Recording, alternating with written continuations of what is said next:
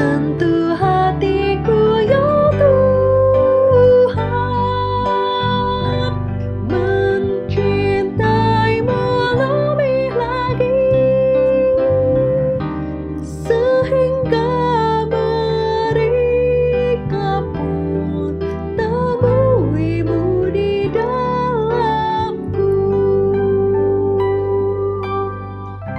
sehingga mereka pun temuimu di dalamku.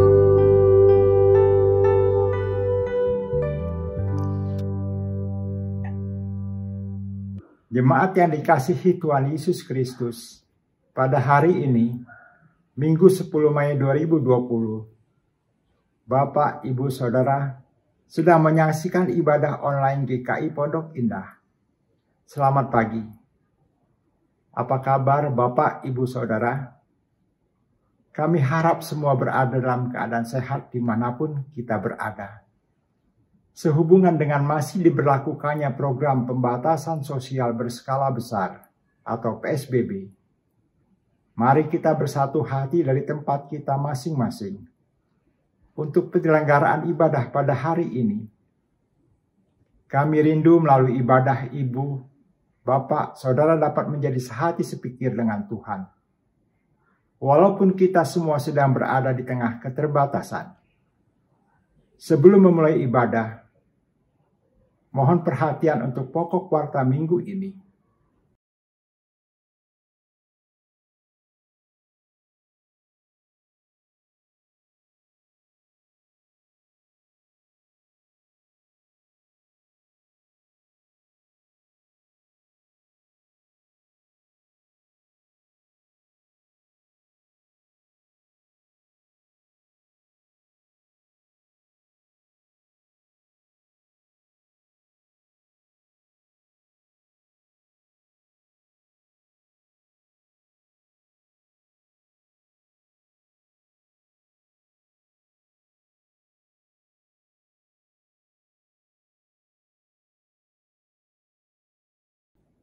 Ibadah Minggu 10 Mei 2020 ini dilayankan oleh Pendeta Yoas Adi Prasetya melalui YouTube channel GKI Pondok Indah.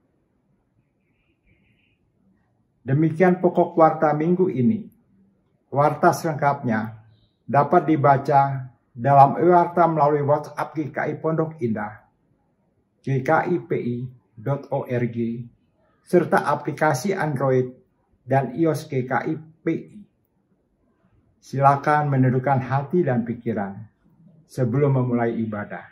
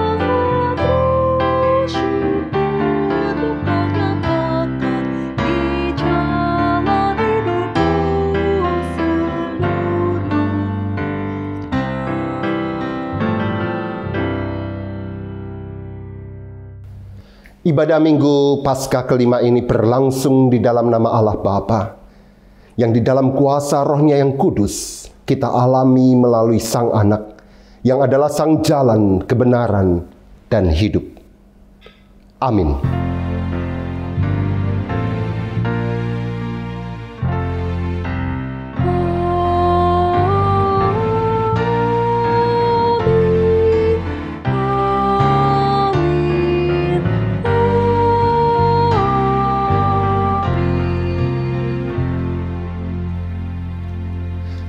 Salam sejahtera bagi saudara sekalian. Silakan duduk. Saudara terkasih, di Minggu Paskah kelima ini, kita diundang untuk menegaskan ulang identitas kita sebagai orang-orang yang dicintai oleh Allah berkat kematian dan kebangkitan Kristus. Ia adalah Sang Jalan yang membawa kita dalam kuasa Roh Kudus kepada Sang Bapa. Dengan mengalami Kristus, kita mengalami Sang Bapa. Dengan memandang wajah Kristus, kita berjumpa dengan Sang Bapa. Yesus berkata, "Tidak percayakah engkau bahwa aku di dalam Bapa dan Bapa di dalam aku? Apa yang aku katakan kepadamu, tidak aku katakan dari diriku sendiri, tetapi Bapa yang diam di dalam aku, dialah yang melakukan pekerjaannya." Dari Yohanes 14 ayat 10.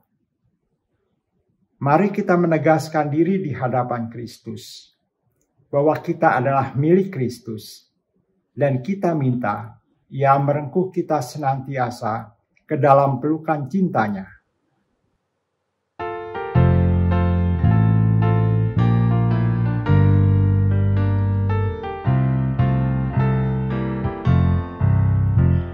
Aku milikmu, Yesus Tuhanku, ku dengar suara-Mu. Ku merindukan Abang mendekat dan diraih oleh-Mu. Raih aku dan dekatkanlah pada kaki salib-Mu. Raih aku, raih dan dekatkanlah kasih-Mu, Tuhanku.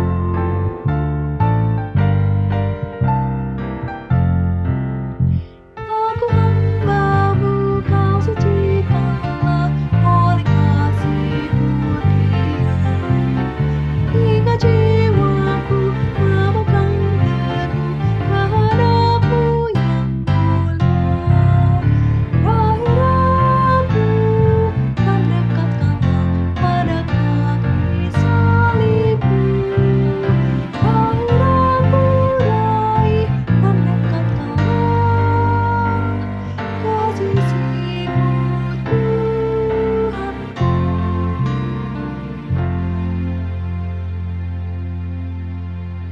Hidup kita adalah sebuah perjalanan menuju Sang kehidupan. Kita menjalaninya bersama dengan Kristus, Sang Jalan, kebenaran, dan hidup. Bersama Dia, hidup memang tak pernah mudah dan lancar, namun akan selalu bermakna dan penuh pengharapan.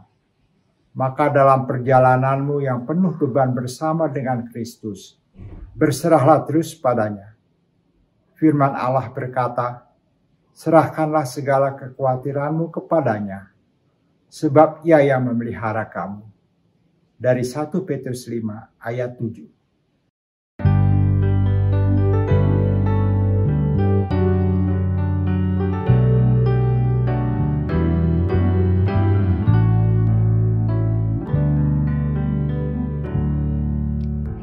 Hidup yang penuh berbeban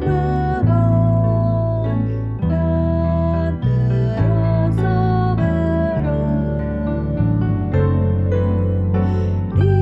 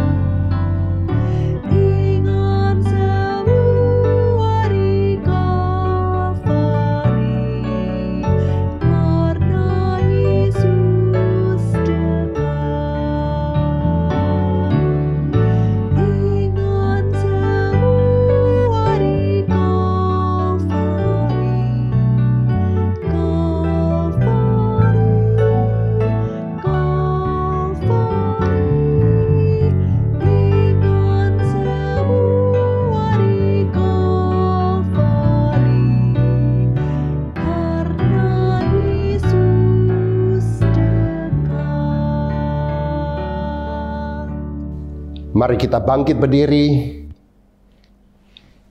dalam kesadaran diri kita bahwa perjalanan kita sungguh melelahkan dan begitu mudah membuat kita terjatuh ke dalam dosa maupun penderitaan.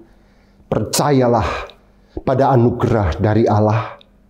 Sabda Tuhan berkata, Allah yang abadi adalah tempat perlindunganmu, dan di bawahmu ada lengan-lengan yang kekal. Demikianlah saudaraku berita anugerah dari Tuhan. Salam damai.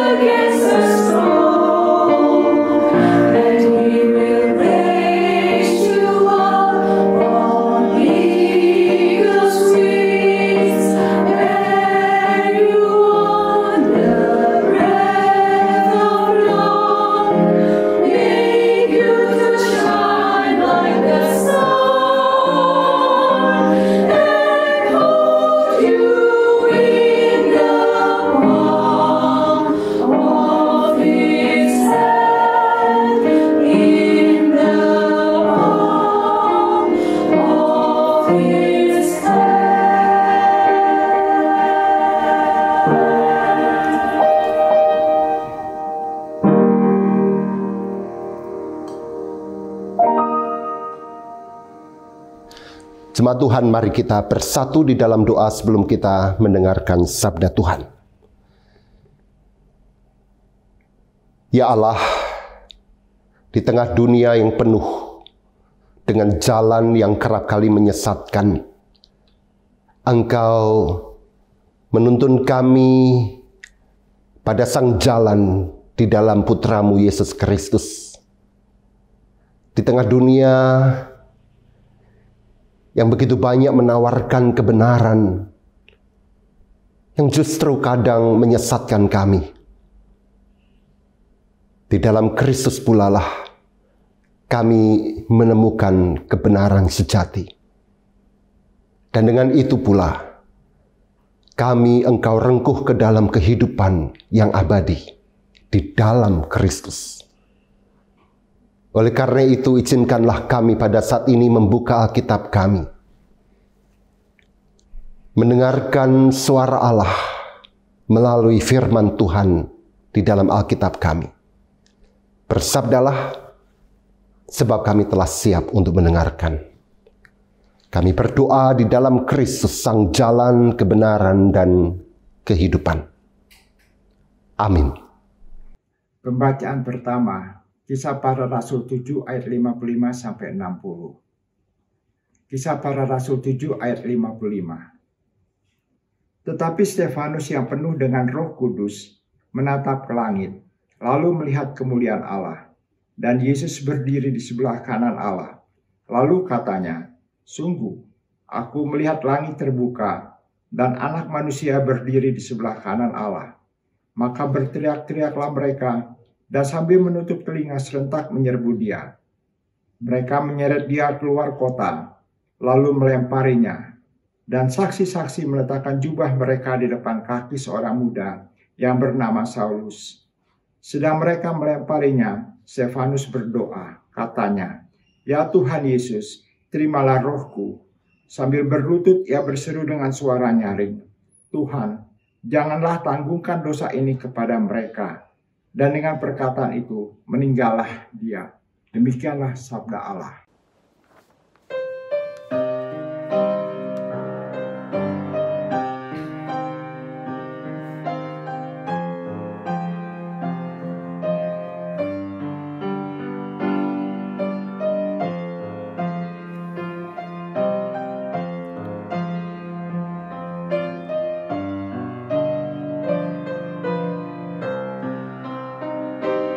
Kasihani aku ya Tuhan, sebab ku rasa sesat.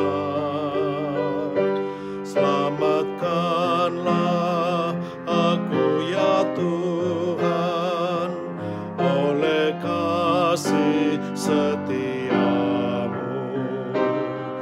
Padamu Tuhan aku berlindung, jangan sekali-kali ku mendapat malu. Luputkan aku sebab keadilan-Mu, ya Tuhan, sendengkan telinga-Mu. Jadilah Tuhan gunung batuku, tempat berlindung dan kubu pertahananku. Dan oleh karena nama-Mu ya Tuhan, Engkau menuntun dan membimbingku. Kasihani aku ya Tuhan, sebab ku rasa sesat. Selamatkanlah aku ya Tuhan, oleh kasih setiamu. Engkau yang akan lepaskan aku dari jaring yang dipasang terhadap aku, sebab Engkaulah tempat perlindunganku. Engkaulah Tuhan penyelamatku. Engkaulah Tuhan tempat berlindung, ke dalam tangan-Mu ku serahkan nyawaku. Engkaulah Tuhan yang membebaskan aku. Engkaulah Tuhan Allah yang setia. Kasihani aku ya Tuhan, sebab ku rasa sesat. Selamatkanlah aku ya Tuhan, oleh kasih setiamu. Namun padamu aku percaya, aku berkata Tuhan Kaulah Allahku. Masa hidupku ada dalam tangan-Mu, lepaskanlah aku dari musuh-Mu. Buat wajahku pun bercahaya atas hamba-Mu, ya Tuhan penyelamatku. Selamatkan aku dari yang mengejarku, selamatkan oleh kasih setiamu.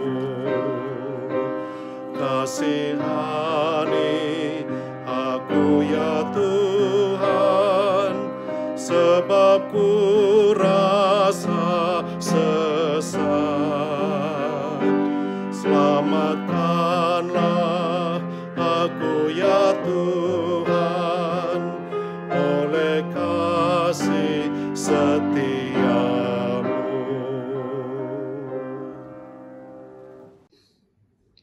Pembacaan kedua, 1 Petrus 2 ayat 2-10. 1 Petrus 2 ayat 2. Dan jadilah sama seperti bayi yang baru lahir, yang selalu ingin air susu yang murni dan yang rohani, supaya olehnya kamu bertumbuh dan beroleh keselamatan. Jika kamu benar-benar telah mengecap kebaikan Tuhan, dan datanglah kepadanya, batu yang hidup itu yang memang dibuang oleh manusia, tetapi yang dipilih dan dihormat di hadirat Allah. Dan biarlah kamu juga dipergunakan sebagai batu hidup untuk pembangunan suatu rumah rohani, bagi suatu imamat kudus, untuk mempersembahkan persembahan rohani yang karena Yesus Kristus berkenan kepada Allah. Sebab ada tertulis dalam kitab suci, sesungguhnya aku meletakkan di Sion sebuah batu yang terpilih, sebuah batu penjuru yang mahal, dan siapa yang percaya kepadanya tidak akan dipermalukan. Karena itu bagi kamu yang percaya, ia mahal, tetapi bagi mereka yang tidak percaya, batu yang telah dibuang oleh tukang-tukang bangunan telah menjadi batu penjuru, juga telah menjadi batu sentuhan dan suatu batu sandungan. Mereka tersandung padanya karena mereka tidak taat kepada firman Allah, dan untuk itu mereka juga telah disediakan. Tetapi kamulah bangsa yang terpilih, imamat yang rajani, bangsa yang kudus, umat kepunyaan Allah sendiri, supaya kamu memberitakan perbuatan-perbuatan yang besar dari Dia, yang telah memanggil kamu keluar dari kegelapan kepada terangnya yang ajaib. Kamu yang dahulu bukan umat Allah, tetapi yang sekarang telah menjadi umat-Nya, yang dahulu tidak dikasihani, tetapi yang sekarang telah beroleh belas kasihan. Demikianlah sabda Allah. Pembacaan Injil diambil dari Injil menurut Yohanes pasal 14 ayat yang pertama sampai dengan 14. Yohanes 14 ayat 1. Janganlah gelisah hatimu, percayalah kepada Allah, percayalah juga kepadaku. Di rumah Bapa-Ku banyak tempat tinggal. Jika tidak demikian, tentu aku mengatakannya kepadamu, sebab aku pergi ke situ untuk menyediakan tempat bagimu. Dan apabila aku telah pergi ke situ dan telah menyediakan tempat bagimu, aku akan datang kembali dan membawa kamu ke tempatku, supaya di tempat di mana aku berada, kamu pun berada. Dan kemana aku pergi, kamu tahu jalan ke situ.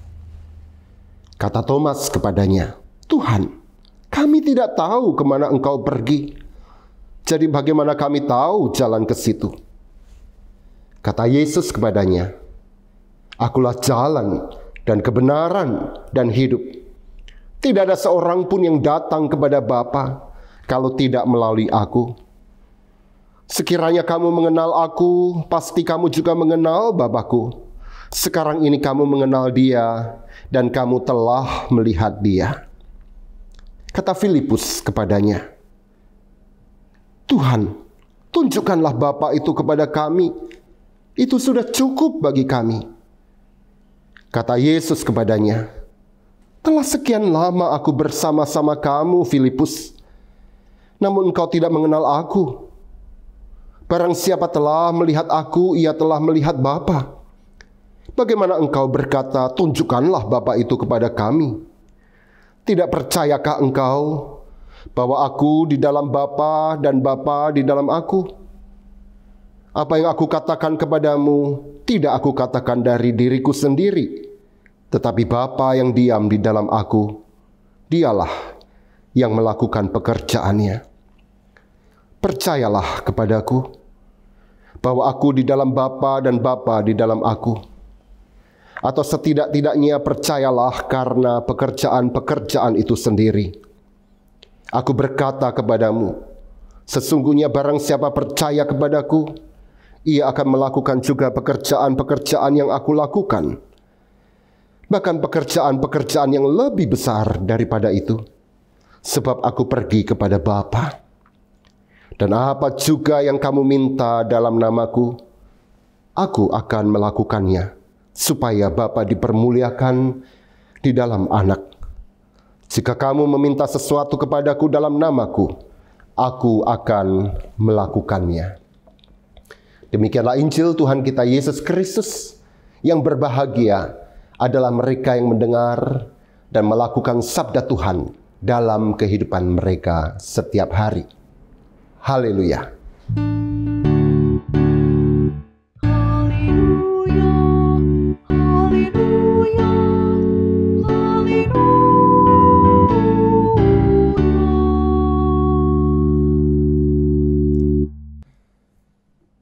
Saudara dan saudari yang terkasih, keluarga Bapak dan Ibu Untung satu kali berencana untuk mengisi liburan panjang sekeluarga dengan menginap di sebuah lereng gunung yang sejuk. Ketika anak sangat gembira mendengarkan rencana orang tua mereka itu, maka mereka mempersiapkan semua perlengkapan, bukan hanya selama mereka menginap 2 malam di tempat itu, namun juga selama mereka berada di perjalanan. Dan semua membayangkan betapa menyenangkannya perjalanan itu dan juga 2 malam di tempat yang mereka sukai itu. Dan hari H pun tiba. Pagi-pagi benar mereka berlima mengendarai mobil ke tempat tujuan yang jaraknya sekitar 5 jam. Akan tetapi perjalanan yang seharusnya menyenangkan itu ternyata berubah menjadi horor. Sebab baru saja mereka masuk ke jalan tol, mobil yang belum lunas kreditnya itu menyenggol mobil yang lain. Untung perkara cepat selesai. Beberapa kilometer setelah itu, ban mobil bocor dan Pak Untung harus mengganti ban dengan hasil baju dan celananya pun menjadi kotor. Dan perjalanan pun segera menjadi tidak lagi nyaman. Ditambah lagi ketiga anak yang tak henti-hentinya berteriak dan berkelahi. Apalagi setelah anak terkecil menumpahkan minuman soda dan mengenai kedua kakaknya. Horor perjalanan menuju tempat wisata menjadi sempurna ketika tiba-tiba Bu Untung berteriak kaget. Aduh, aku lupa sudah mematikan kompor atau belum. Secara akrab dengan kisah seperti ini, banyak perjalanan keluarga menjadi tiba-tiba tidak menyenangkan, tidak dapat dinikmati. Padahal mimpi tentang tujuan perjalanan sudah begitu indah. Salah satu masalahnya adalah karena kita lupa untuk menikmati perjalanan itu sendiri. Kita sering lupa bahwa perjalanan menuju tujuan itu sama pentingnya dengan tujuan itu sendiri. Kita sering lupa bahwa hidup berkeluarga itu bukan pertama-tama soal tujuan masa depan yang indah dan ideal, namun soal menjalani hidup berkeluarga setiap hari. Jadi bukan soal the beautiful home, seperti apa di masa depan yang kita impikan. Rumah dan rumah tangga yang indah seperti apa di masa depan. Bukan. Akan tetapi the everyday journey, setiap hari itulah yang menentukan perjalanan setiap hari. Sebab di dalam perjalanan itulah sesungguhnya tujuan itu sudah kita alami. Perjalanan itu sendirilah rumah kita. The journey is home. Saudara yang terkasih dalam Yesus, Injil Yohanes pasal 14 yang kita sudah baca, khususnya ayat yang kedua, menunjukkan sebuah ayat yang sangat disukai oleh banyak orang Kristen. Dikatakan di sana, di rumah Bapakku banyak tempat tinggal. Lantas banyak orang Kristen yang mengaitkannya dengan ayat yang ke-6. Yesus berkata, akulah jalan dan kebenaran dan hidup. Tidak ada seorang pun yang datang kepada Bapa kalau tidak melalui aku. Jadi gambaran tertentu segera muncul. Ada tujuan rumah Bapa atau bahkan Bapa itu sendiri, rumah abadi kita. Dan Yesus menjadi jalan yang harus kita lewati untuk sampai kepada tujuan itu. Sang Bapa tujuan dan Yesus menjadi jalannya. Dan tidak terbilang jumlahnya ilustrasi yang kita pernah dengar atau kita lihat untuk memperjelas gambaran tersebut. Dan salah satu yang paling terkenal adalah sebuah gambar, dan saya yakin Anda pernah melihatnya, yang menunjukkan seolah-olah kita dipisahkan dari Allah oleh sebuah jurang dosa. Kita di satu sisi dan Allah di sisi yang lain. Dan kemudian Yesus menjadi perantara. Yesus menjadi jembatan, dan digambarkan di sana sebuah salib yang lengan kiri dan kanannya menyentuh dua sisi itu. Dan itulah Yesus. Sehingga dengan menjalani Yesus yang tersalib itu, kita dimungkinkan untuk menyeberang dan sampai kepada Allah Bapa. Saudaraku, ilustrasi semacam ini sangat jelas dan tampak menjelaskan bagaimana Yesus menjadi jalan bagi orang berdosa menuju Sang Bapa sebagai tujuan. Begitu jelas. Akan tetapi sayangnya ilustrasi ini juga bisa berbahaya. Sebab tanpa sadar kita memisahkan jalan itu dari tujuan. Kalau seorang berdosa ingin tiba pada tujuan, maka ia pada satu titik harus meninggalkan jalan itu dan melangkah untuk memasuki tujuan itu. Sama seperti kalau kita pergi ke sebuah mall misalnya. Anda pasti sudah kangen dengan mall, bukan? Sudah lama Anda tidak ke sana, sama seperti saya. Misalnya kita pergi ke sebuah mall, untuk sampai ke mall itu kita harus melewati sebuah jalan. Dan ketika kita sampai ke depan pintu gerbang mall itu, hanya ada satu cara untuk bisa masuk ke area mall itu, yaitu apa?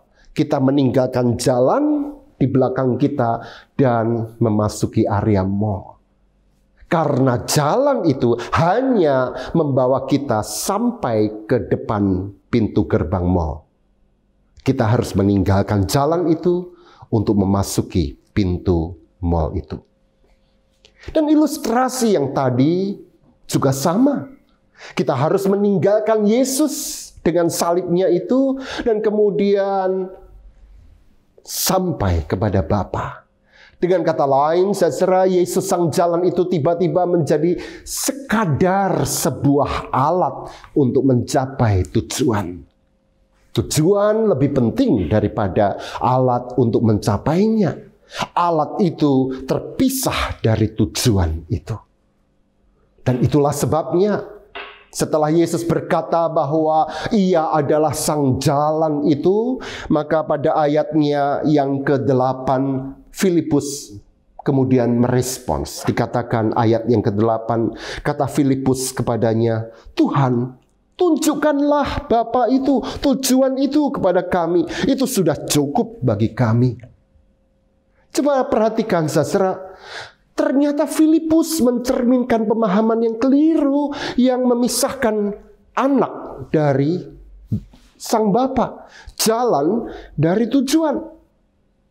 Dan itu sebabnya kemudian Yesus menjawab dengan sangat keras pada ayatnya yang ke-9 dan yang ke-10. Dikatakan demikian, kata Yesus kepadanya, "Telah sekian lama aku bersama-sama kamu, Filipus, namun engkau tidak mengenal aku. Barang siapa telah melihat aku, ia telah melihat Bapa. Bagaimana engkau berkata, tunjukkanlah Bapa itu kepada kami? Tidak percayakah engkau bahwa aku di dalam Bapa dan Bapa di dalam aku? Apa yang aku katakan kepadamu tidak aku katakan dari diriku sendiri, tetapi Bapa yang diam di dalam aku, dialah yang melakukan pekerjaannya." Menarik sekali, saudara.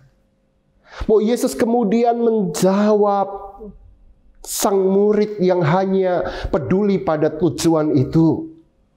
Bapa yang diam di dalam aku. Aku di dalam Bapa dan Bapa di dalam aku. Dengan kata lain, sang jalan dan sang tujuan itu menyatu dan tidak boleh terpisah atau kita pisahkan. Kita tidak sedang melakukan perjalanan melalui Yesus sang jalan menuju Bapa sebagai rumah kekal kita. Sebab pada saat bersamaan jalan itu sendiri juga adalah tujuan. Sama seperti anak di dalam Bapa dan Bapa di dalam anak. Ketika kita menjalani Kristus sang jalan itu, kita sudah tiba di rumah. The journey is home. Oleh karena itu, saudara, saya mengajak Anda untuk makin mendalami bacaan kita. Kita kembali sejenak pada ucapan Yesus pada ayat yang kedua. Dikatakan di sana, di rumah Bapakku banyak tempat tinggal. Banyak orang Kristen segera memahami banyak tempat tinggal ini sebagai surga, suatu tempat. Tetapi mari kita renungkan dan teliti baik-baik. Dalam bahasa aslinya, banyak tempat tinggal memakai kata monai polai. Kata monai berasal dari kata dasar mone yang artinya tempat tinggal atau tempat berdiam. Dan kata kerjanya adalah meno yang artinya diam, berdiam atau tinggal. Nah, kedua kata ini secara meno dan mone ternyata sangat penting di dalam Injil Yohanes dan berkali-kali muncul dan menjadi dua kata kunci di dalam Injil yang keempat ini. Kata mone yang kita temukan di dalam ayat yang kedua ternyata muncul kembali pada ayatnya yang ke-23. Saya akan bacakan bagi saudara sekalian. Jawab Yesus, "Jika seorang mengasihi aku, ia akan menuruti firman-Ku dan Bapa-Ku akan mengasihi dia dan kami akan datang kepadanya dan diam bersama-sama dengan dia." Secara harfiah bisa diterjemahkan dan kami akan membuat mone, membuat tempat tinggal di dalam dan bersama dia. Indah sekali. Sang Bapa dan Sang Anak dalam kuasa Roh Kudus membuat tempat tinggal dalam hidup kita yang tidak layak ini. Jadi kata mone tidak berarti sebuah tempat fisik. Bukan sebuah lokasi yang seringkali kita bayangkan. Tetapi sebuah persekutuan. Tepatnya persekutuan Allah Trinitas. Bapa, Anak, dan Roh Kudus. Dan Allah memasukkan kita, mengundang kita, merangkul kita masuk ke dalam persekutuan Allah Trinitas itu. Jadi tujuan akhir kita adalah kita dirangkul ke dalam persekutuan Allah Trinitas itu. Indah sekali. Nah, kemudian pada ayat yang ke-10, Yesus memakai kata kerja meno yang artinya diam atau tinggal. Ketika dia berkata, "Tidak percayakah engkau bahwa aku di dalam Bapa dan Bapa di dalam aku?" Di dalam bahasa aslinya seolah-olah yang dikatakan bahwa aku meno, berdiam di dalam Bapa dan Bapa berdiam di dalam Sang Anak. Dan tentu kita semua ingat misalnya Yohanes 15, satu pasal sesudah bacaan kita, yang berisi pengajaran Yesus tentang dirinya sebagai pokok anggur dan kita semua adalah ranting-rantingnya. Kata meno ini muncul berkali-kali.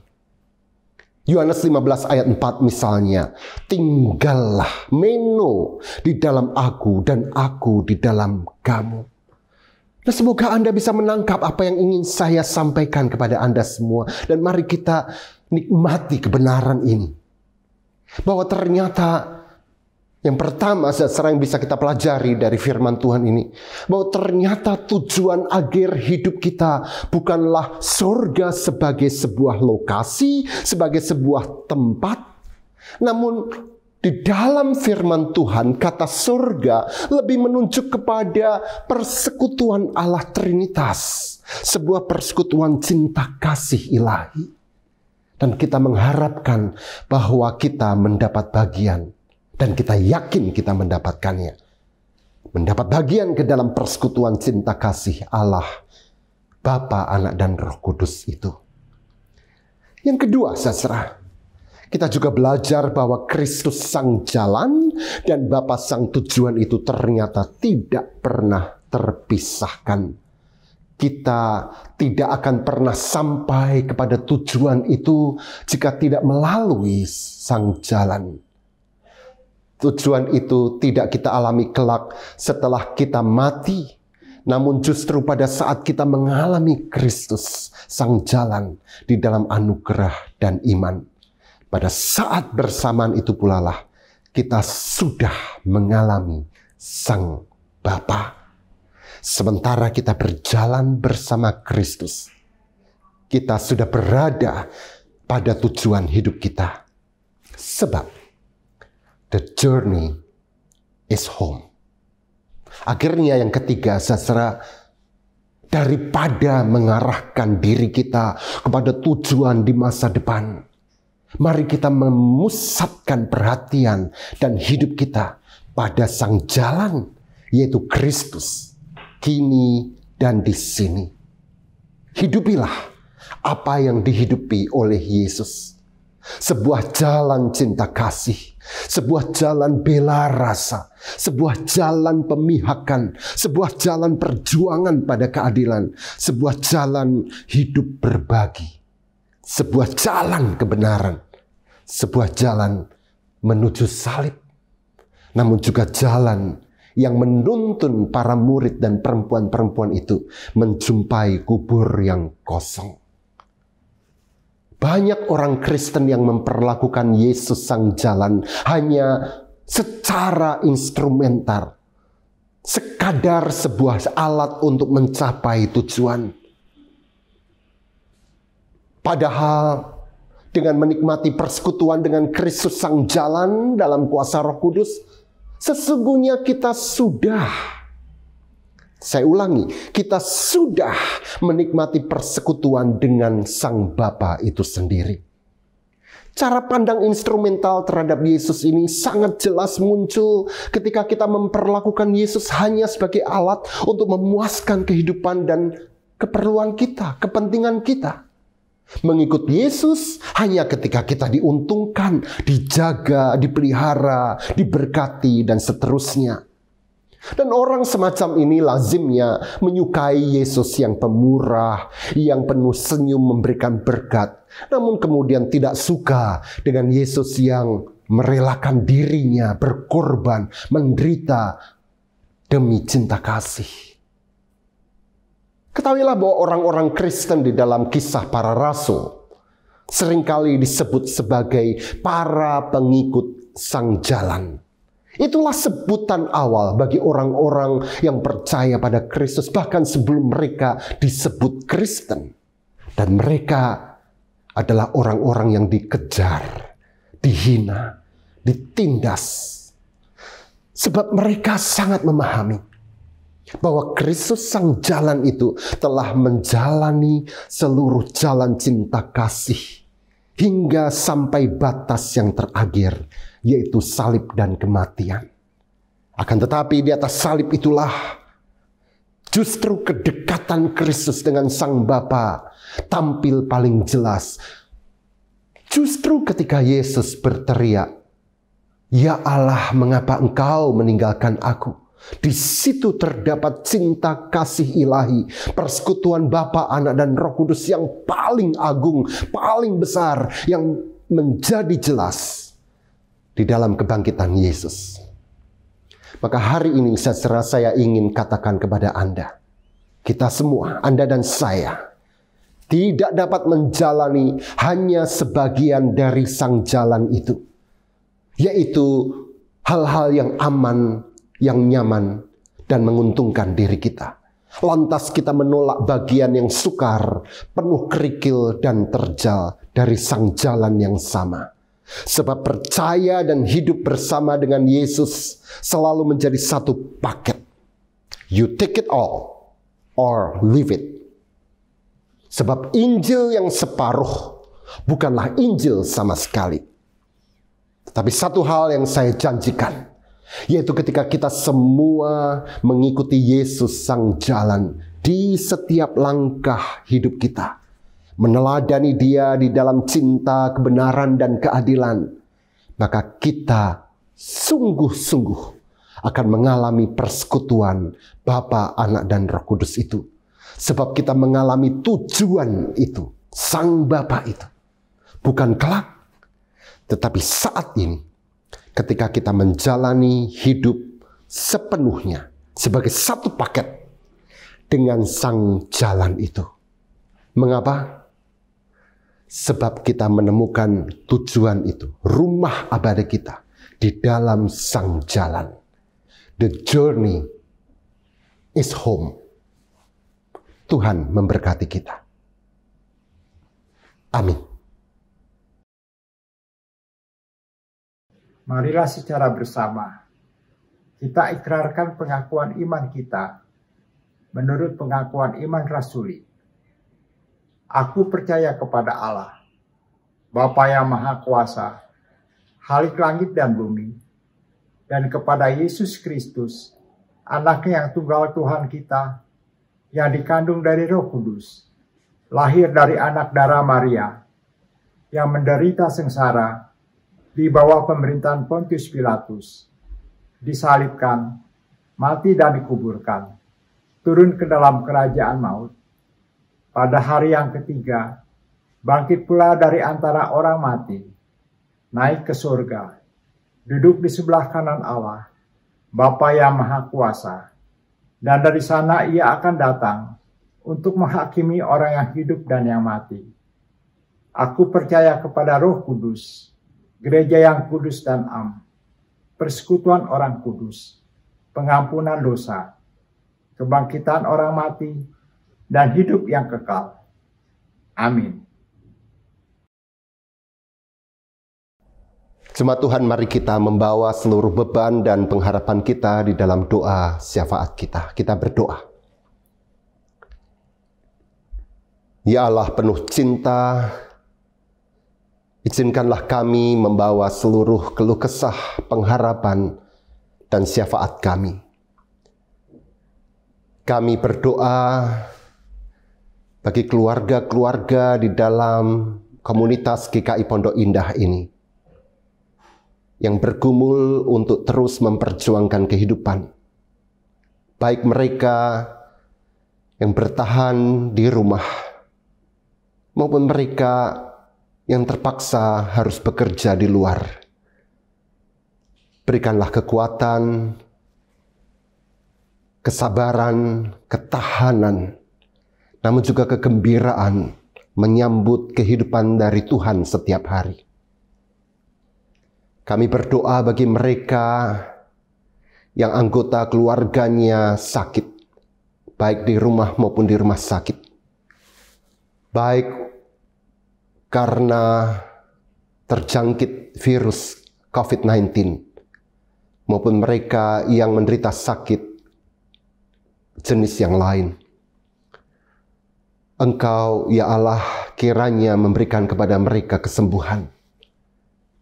Berikanlah belas kasih-Mu kepada mereka, agar mereka terus bertahan, berjuang, dan bergantung kepada Allah. Kami juga ingin berdoa untuk para petugas medis, dokter, perawat, petugas medis yang lain, mereka yang bekerja di rumah sakit, para ilmuwan yang mencoba untuk mencari vaksin COVID-19, dan semua orang yang membuat kehidupan kami semua menjadi lebih mudah untuk dijalani. Lindungilah mereka Tuhan.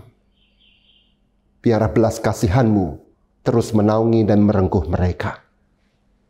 Kami juga berdoa untuk Bapak Presiden Joko Widodo dan seluruh jajaran pemerintahan di pusat hingga ke daerah, agar dengan penuh kesabaran, kekuatan, komitmen yang jelas memperjuangkan kehidupan seluruh rakyat Indonesia dengan kebijakan, dengan program, dengan semua keputusan yang terbaik bagi bangsa ini. Kami mengharapkan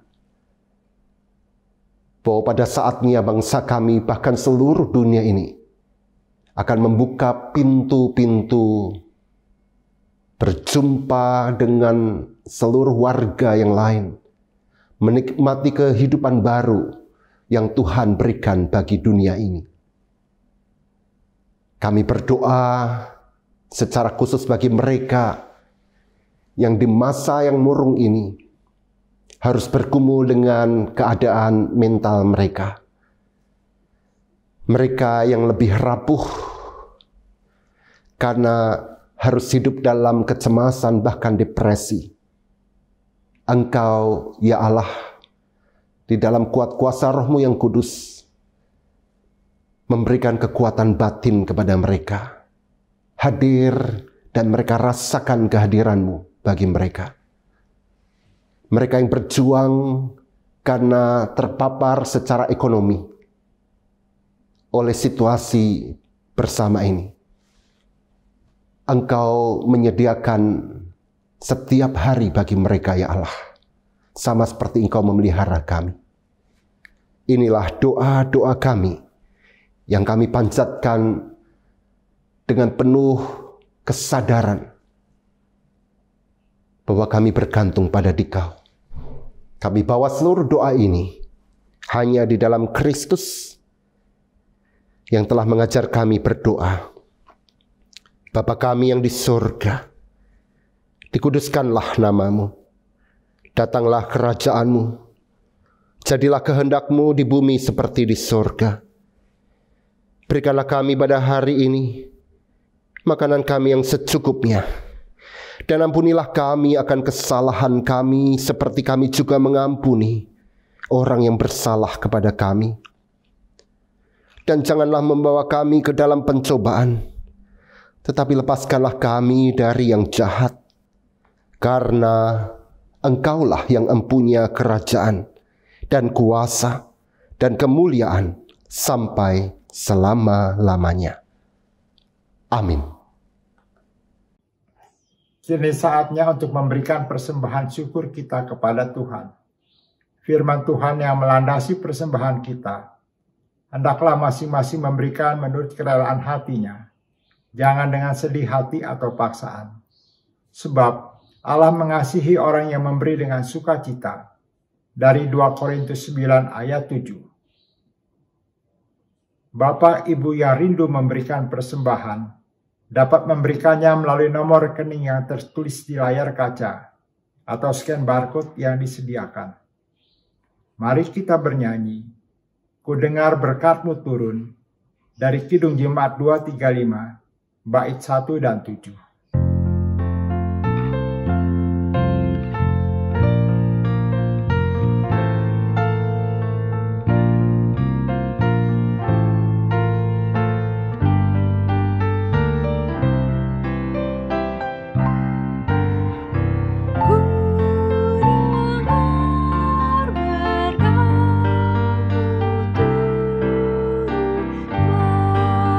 Bagai hujan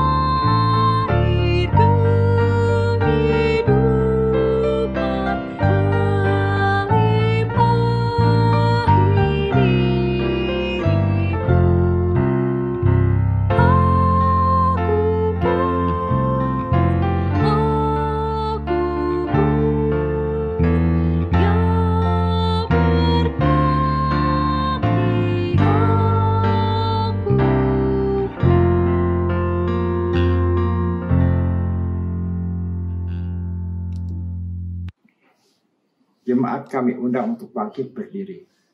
Mari kita bersatu dalam doa. Allah Bapa kami yang baik, kami berdoa dan mengucap syukur untuk berkat-Mu yang Tuhan telah berikan kepada kami sampai hari ini. Pada pagi ini Tuhan memberikan kami kesempatan untuk mempersembahkan syukur ini dengan sukacita. Kami juga berdoa bagi orang-orang yang akan mengelola persembahan syukur ini untuk kemuliaan nama-Mu saja. Demikianlah doa persembahan syukur ini kami panjatkan hanya di dalam nama Tuhan Yesus Kristus. Amin. Jemaat Tuhan, berkat kuasa Roh Kudus, Allah Sang Misteri berkenan dijumpai di dalam wajah Kristus.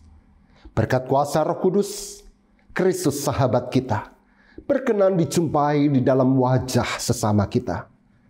Dan berkat Roh Kudus pula lah, bahkan di dalam keterpisahan, kita dipersatukan ke dalam persekutuan cinta kasih Allah, Bapa, Anak, dan Roh Kudus. Maka undurlah dari ibadah ini dan masuklah ke dalam ibadah keseharianmu.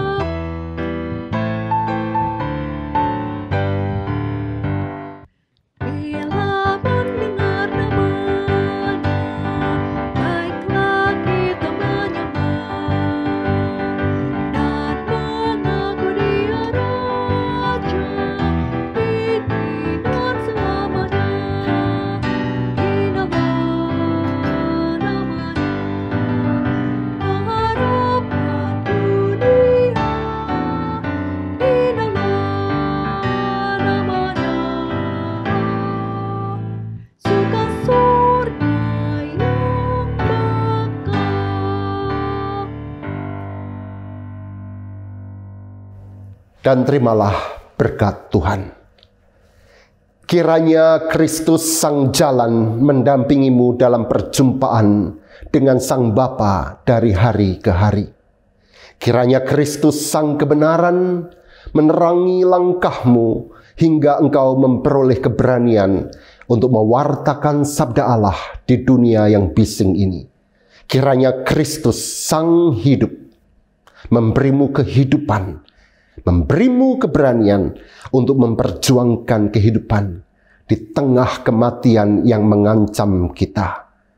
Maka kiranya Allah, Bapa, Anak, dan Roh Kudus merangkulmu, merengkuhmu, menguatkanmu, dan menyertaimu hari ini hingga kita berjumpa kembali muka dengan muka. Amin.